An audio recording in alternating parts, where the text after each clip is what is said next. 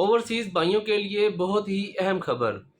Government نے جو سالانہ بجٹ پیش کیا ہے ان میں اوورسیز بھائیوں کو بالکل بھی نظر انداز نہیں کیا گیا۔ جو کوئی بھی اوورسیز بھائی سالانہ $50,000 پاکستان میں بھیجے گا اسے ڈائمنڈ کارڈ ایشو کیا جائے گا۔ اب یہ ڈائمنڈ کارڈ کیا ہے اور اس کی کیا فیسلٹیز ہیں؟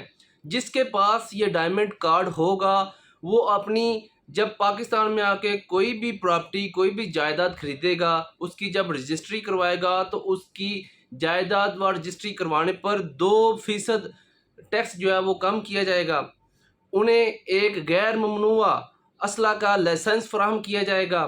انہیں گریڈس پاسپورٹ دیا جائے گا۔ یہ جو سرکاری افسران سرکاری شخصیات کے پاس ہوتا ہے اس لیول کا پاسپورٹ ایشو کیا جائے گا۔ جب وہ ایئرپورٹس پر جائیں گے تو ان کے لیے جو امیگریشن پروسیس ہے ان کے لیے ایک علیحدہ اور آسان طریقہ کار کی لائن ہوگی جہاں پر وہ اپنی امیگریشن ایزیلی کروا سکتے ہیں۔